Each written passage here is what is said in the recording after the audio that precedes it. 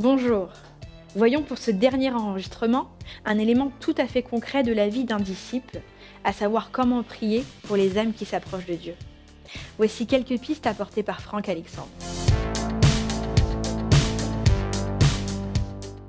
Comment prier pour les âmes qui s'approchent de Dieu? Citation de Leonard Ravenhill qui a écrit « Un homme n'est jamais plus grand que sa vie de prière. Un homme n'est jamais plus grand que sa vie de prière. » Généralement, par la prière, nous présentons à Dieu des sujets d'ordre personnel. Cette sorte de prière est centrée sur soi, ses propres besoins, alors que l'intercession vise principalement le salut des âmes perdues et la croissance spirituelle des rachetés. C'est le summum de la prière, le pinacle, car celui qui intercède est animé de l'esprit du berger. Poussé par l'esprit et conscient de la menace qui pèse sur les âmes, celui qui intercède exprime sa supplication du plus profond de son cœur. Il nous faut arroser de nos prières les âmes que nous voulons conduire à Jésus. Dans la prière sacerdotale, la prière de Jésus ressemble à une forme de plaidoyer. S'il est vrai qu'il prie pour ses disciples, il nous faut noter aussi qu'il prie. Il prie aussi pour ceux qui croiront, c'est-à-dire par extension les âmes perdues qui croiront à la prédication des disciples. Dans Jean 17, prenons nos Bibles, dans Jean 17, verset 9 à 21, on peut lire ceci. Jésus dit, « C'est pour eux que je prie. Je ne prie pas pour le monde, mais pour ceux que tu m'as donnés, parce qu'ils sont à toi. Et tout ce qui est à moi est à toi, et ce qui est à toi est à moi, et je suis glorifié en eux. Je ne suis plus du monde, et ils sont dans le monde, et je vais à toi. Père Saint, garde en ton nom tous ceux que tu m'as donnés, afin qu'ils soient un comme nous. » Et Jésus continue. Il dit, « Lorsque j'étais avec eux dans le monde, je les gardais en ton nom. J'ai gardé ceux que tu m'as donnés, et aucun d'eux ne s'est perdu, sinon le fils de la perdition, afin que l'Écriture fût accomplie. Et maintenant, je vais à toi, et je dis ces choses dans le monde, afin qu'ils aient en eux ma joie parfaite. Je leur ai donné ta parole, et le monde les a haïs, parce qu'ils ne sont pas du monde comme moi, je ne suis pas du monde. Je ne te prie pas de les ôter du monde, mais de les préserver du mal. Ils ne sont pas du monde, comme moi, je ne suis pas du monde. » Regardez, Jésus dit, « Sanctifie-les par ta vérité, ta parole est la vérité. Comme tu m'as envoyé dans le monde, je les ai aussi envoyés dans le monde. Et je me sanctifie moi-même pour eux, afin qu'eux aussi soient sanctifiés par la vérité. Ce n'est pas pour eux seulement que je prie, mais encore pour ceux qui croiront en moi par leur parole, afin que tous soient un, comme toi, Père, tu es en moi, et comme je suis en toi, afin qu'eux aussi soient un en nous, pour que le monde croie que tu m'as envoyé. Amen. » Quelle prière extraordinaire, quelle intercession. Une grande partie du ministère de Jésus fut consacrée à l'intercession. Christ est l'intercesseur par excellence. La Bible nous dit dans l'épître de Paul aux Romains, chapitre 8, verset 34, « Christ est mort, bien plus, il est ressuscité. Il est à la droite de Dieu et il intercède pour nous. » À l'instar de Jésus, nous sommes appelés à devenir des intercesseurs. Il est notre modèle parfait en matière d'intercession. Ce ministère est ouvert à tous ceux qui veulent y entrer. Il n'est pas réservé à une certaine catégorie de personnes dans l'Église. Lorsque nous lisons la parole de Dieu, nous constatons que Dieu désire recruter des intercesseurs. D'ailleurs, il présente l'intercesseur comme étant le meilleur remède pour le monde pécheur. Dans le livre de Job au chapitre 33, verset 23, il est écrit « S'il se trouve pour lui un ange intercesseur ».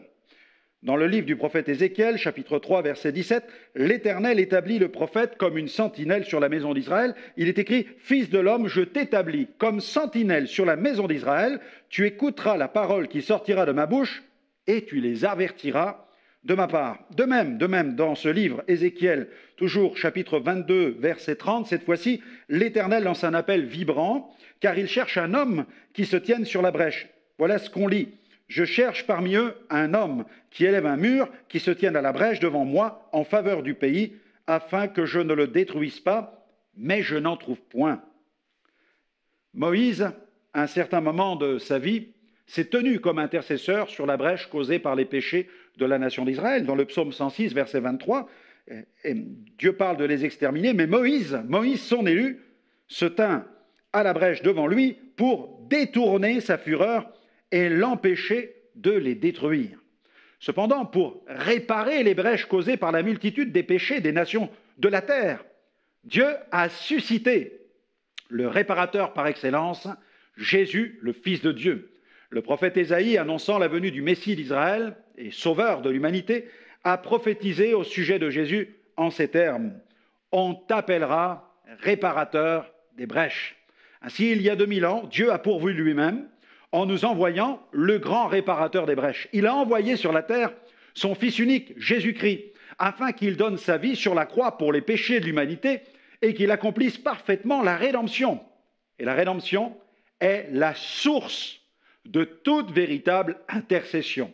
En effet, l'intercession touche directement au cœur même de l'Évangile, au rachat, au salut des perdus.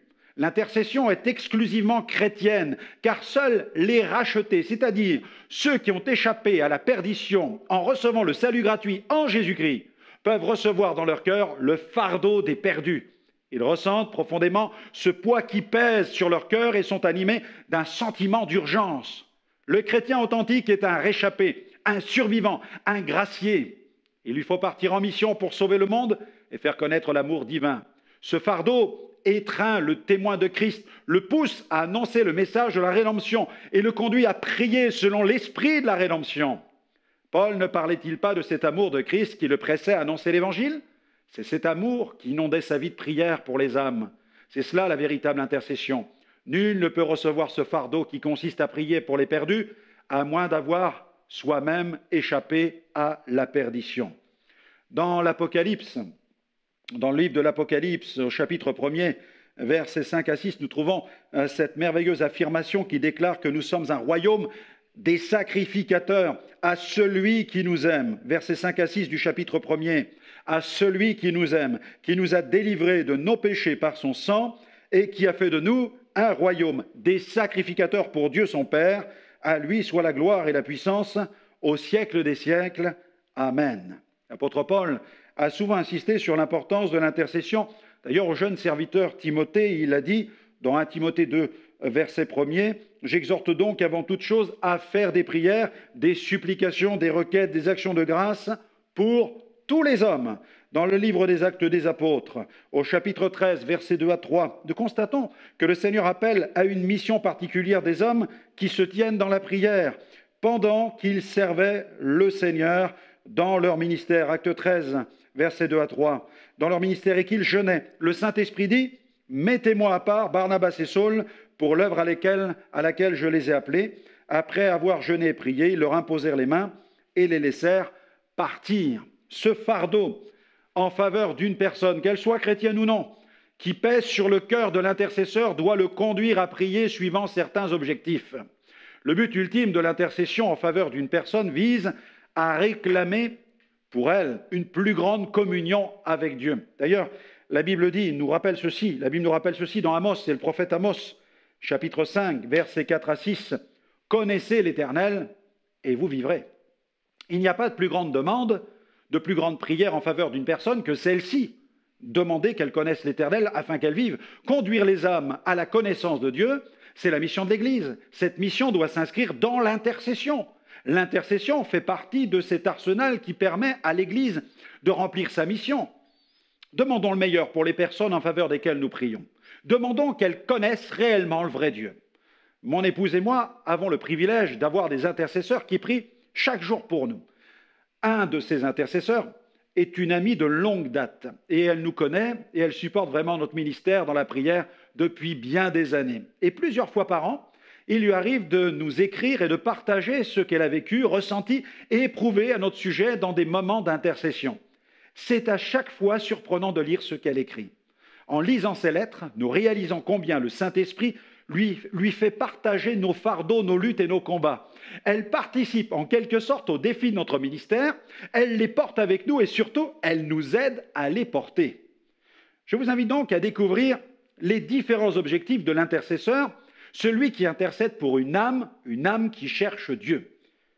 L'intercesseur prie pour que la personne connaisse Dieu.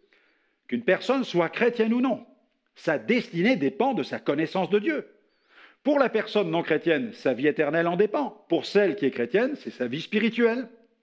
Lorsque Paul priait pour les croyants, il réclamait pour eux une profonde connaissance de Dieu. Nous lisons d'ailleurs dans Éphésiens, chapitre 1er, versets 16 à 20, il écrit ceci, et les prières de Paul sont intéressantes.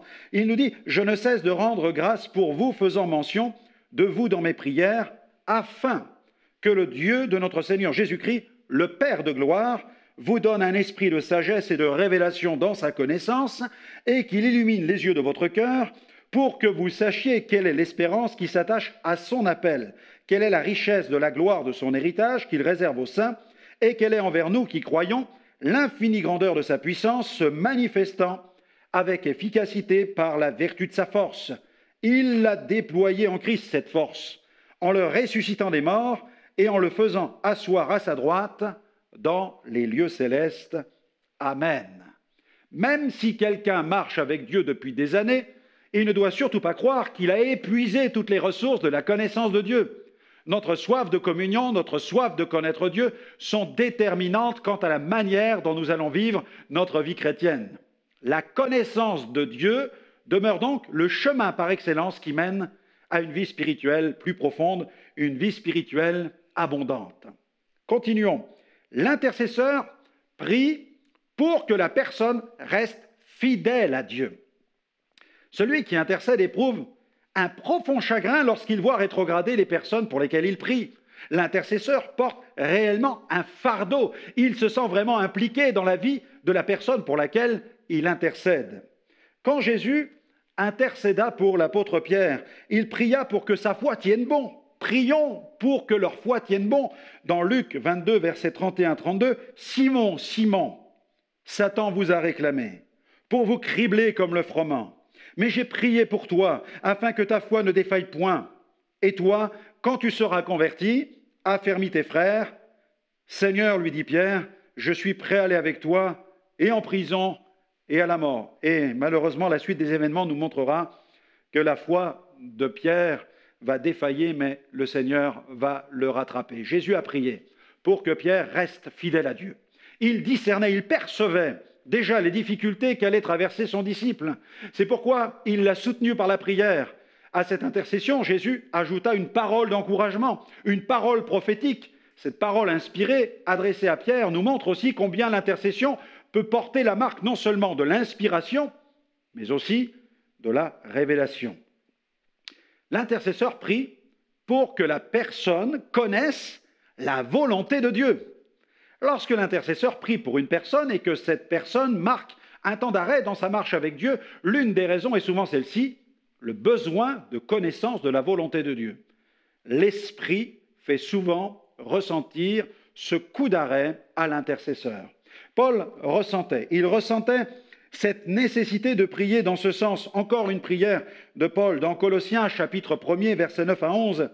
C'est pour cela que nous aussi, depuis le jour où nous en avons été informés, nous ne cessons de prier Dieu pour vous et de demander que vous soyez remplis de la connaissance de sa volonté, en toute sagesse et intelligence spirituelle, pour marcher d'une manière digne du Seigneur et lui être entièrement agréable, portant des fruits en toutes sortes de bonnes œuvres et croissant par la connaissance de Dieu, fortifiés à tous égards par sa puissance glorieuse, en sorte que vous soyez toujours et avec joie, persévérants et patients. L'intercesseur prie pour que la personne fasse la volonté de Dieu. Ce fut le souci de Paul à l'égard du jeune serviteur Timothée. Dans 2 Timothée, chapitre 1er, versets 3 à 6, Paul écrit « Je rends grâce à Dieu, que mes ancêtres ont servi et que je sers avec une conscience pure, de ce que nuit et jour, je me souviens continuellement de toi dans mes prières, me rappelant tes larmes et désirant te voir, afin d'être rempli de joie, gardant le souvenir de la foi sincère qui est en toi, qui habita d'abord dans ton aïeul Loïs et dans ta mère Eunice, et qui, j'en suis persuadé, habite aussi en toi. C'est pourquoi je t'exhorte à ranimer le don de Dieu que tu as reçu par l'imposition de mes mains. » Le bonheur d'un disciple dépend de son épanouissement dans le service. Comment Timothée pouvait-il être heureux en continuant à négliger les dons et le ministère qu'il avait reçus de Dieu. Comment un frère ou une sœur peut-il être épanoui s'il néglige les dons qu'il a reçus de Dieu? Prions que cette prise de conscience concernant l'exercice des dons et l'importance du service de Dieu gagne le cœur de tous les chrétiens. Dieu veut que chaque âme qui vienne à Jésus entre dans une vie de disciple, soit une vie de serviteur et de servante. Continuons. L'intercesseur prie pour que la personne ait une vie de prière. Les responsabilités professionnelles et familiales, les études et parfois même le service de Dieu peuvent grignoter jour après jour notre vie de prière. Dans le livre des Actes, les apôtres étaient tellement absorbés par les tâches matérielles qu'ils ont dû remettre de l'ordre dans leur planning quotidien. Ils se sont fixés de nouvelles priorités. Dans Actes 6, versets 2 à 7, on peut lire ceci. « En ce temps-là, le nombre des disciples augmentant, les hellénistes murmuraient contre les Hébreux parce que leurs veuves étaient négligées dans la distribution qui se faisait chaque jour. Les 12 convoquèrent la multitude des disciples et dirent « Il n'est pas convenable que nous laissions la parole de Dieu pour servir aux tables. C'est pourquoi, frères, choisissez parmi vous cet homme de qui l'on rende un bon témoignage, qui soit plein d'Esprit Saint et de sagesse, et que nous chargerons de cet emploi. Et nous continuerons à nous appliquer à la prière et au ministère de la parole. » Cette proposition plut à toute l'assemblée. Ils élurent Étienne, homme plein de foi et d'Esprit Saint, Philippe, Procor, Nicanor, Timon, Parménas et Nicolas, prosélytes d'Antioche. Ils les présentèrent aux apôtres qui, après avoir prié, leur imposèrent les mains. La parole de Dieu se répandait de plus en plus, le nombre des disciples augmentait beaucoup à Jérusalem, et une grande foule de sacrificateurs obéissait à la foi. Prions pour que la personne qui cherche Dieu réalise l'importance de se tenir quotidiennement devant Dieu. Il y a des choses que Dieu ne pourra régler qu'au travers de la vie de prière personnelle. C'est bien de prier pendant des années pour certaines personnes, mais il y a un moment où ces personnes doivent elles aussi avoir recours à la prière pour leur propre vie. Une personne ne pourra vivre certaines choses avec Dieu que dans la mesure où elle-même acceptera d'emprunter le chemin de la prière. Poursuivons. L'intercesseur prie pour que la personne soit gardée du mal. Une lecture dans Matthieu 6, verset 13, où Jésus exprime cette prière dans le cadre de la prière du Notre Père, connue pour être la prière du Notre Père. Il dit « Ne nous induis pas en tentation, mais délivre-nous du malin ». Matthieu 6, 13. « Car c'est à toi qu'appartiennent dans tous les siècles le règne, la puissance et la gloire. Amen. » Et dans la prière sacerdotale, de même, dans Jean 17 au verset 15, il dit « Je ne te prie pas de les ôter du monde, mais de les préserver du mal. » Là, il est question du combat. Le combat spirituel est réel. S'il y a dans la vie de tout chrétien des obstacles d'ordre naturel, nous ne pouvons ignorer que certains combats sont d'ordre spirituel. Satan exerce son oppression en déployant tous les artifices de son pouvoir tentateur. Son but, nous séduire et nous faire tomber. Une vigilance de chaque instant s'impose. Prions pour que la personne résiste au mal. Continuons. L'intercesseur prie pour que la personne grandisse, le fardeau de sa croissance, qu'elle grandisse spirituellement. Dans Philippiens, chapitre 1er, verset 9, Paul a demandé certaines choses bien précises pour les membres de l'Église, les membres des églises qu'il visitait. « Et ce que je demande dans mes prières, c'est que votre amour augmente de plus en plus en connaissance et en pleine intelligence. » Et dans une autre lettre, celle aux Thessaloniciens, la première, au chapitre 3, versets 11 à 13, que Dieu lui-même, c'est sa prière, notre Père et notre Seigneur Jésus, aplanissent notre route pour que nous allions à vous, que le Seigneur augmente de plus en plus parmi vous et à l'égard de tous cette charité que nous avons nous-mêmes pour vous, afin d'affermir vos cœurs, pour qu'ils soient irréprochables dans la sainteté devant Dieu notre Père, lors de l'avènement de notre Seigneur Jésus avec tous les saints. Exprimons dans nos prières notre désir de voir grandir les gens que nous accompagnons. Paul aspirait tellement à voir les chrétiens expérimenter la croissance spirituelle qu'il la réclamait pour eux dans ses prières. Aspirons à voir les autres grandir. Réclamons leur croissance spirituelle devant le trône de Dieu. Point suivant, l'intercesseur prie pour que la personne marche humblement devant Dieu. Et ce sera le dernier point de cette intercession. Cette prière est particulière car, vous allez voir, elle est formulée par le Seigneur lui-même dans Michée, chapitre 6, verset 8.